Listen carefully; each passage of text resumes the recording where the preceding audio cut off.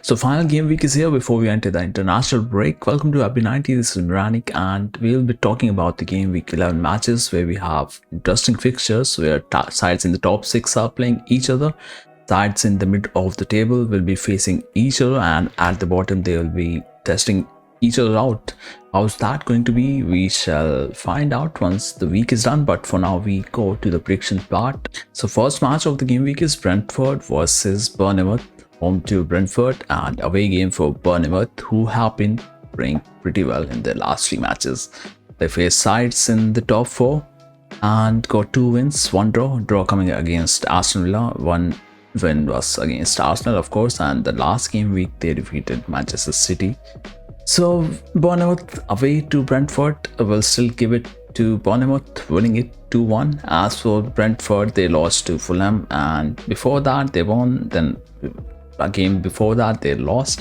So they're kind of not in some sort of a good rhythm as compared to Bournemouth, who have had 6-7 points against sides in the top 6 this time, because Villa dropped from top 4 to 6 right now.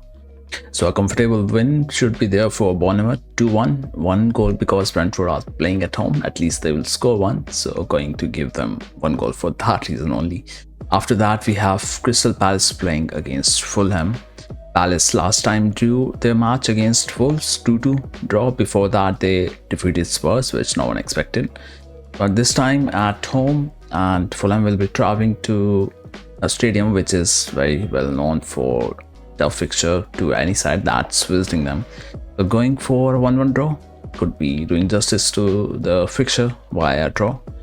After this one, third fixture is West Ham playing Everton. Everton, who surprisingly lost to Southampton their last game, 1-0 defeat to Southampton. Before that they were going in a bit of good form, win draw, that was the way Everton was going, but they out of nowhere lost to Southampton, 1-0 defeat. And West Ham playing at their home, a 3-2 win for West Ham is my prediction for this one. After that one we have fourth fixture, which is Wolves playing Southampton. Come on, Wolves need to win some game. Last game also they drew. Before that they also drew match to Brighton, so kind of doing little alright, but they need to win. So 2-1 win for Wolves I expect in this fixture. And the fifth fixture of that day, which will be Saturday, is Brighton against Man City. Man City are having probably one of the worst phases, 3 losses back to back across the competitions. So not sure pretty much like they be able to fix those things, because they have an injury struck backline as well. Ruben Dias won't be playing, there won't be any John Stones. So keeping all that in mind, and it's Brighton's home game, a 2-2 draw I hope would be the outcome for this one. And of course the last match of Saturday night will be Liverpool versus Aston Villa. Liverpool, who are having a very good form right now. Ever since the start of the season, in between they lost to Nottingham, that's when we thought maybe they are going to have a little shakiness in their gameplay, but did not happen. They are in the top of the Premier League table as well as on the top of the Champions League stage. So 3-1 win for Liverpool at Anfield should be the outcome for this one. Moving on from that, we have United playing Leicester City. United looking little better ever since sacking of Ten Hag. They drew their one match against Chelsea, which they played really well. After that they won their match in Europa League last night. So 2-1 win for United should be the outcome for this match.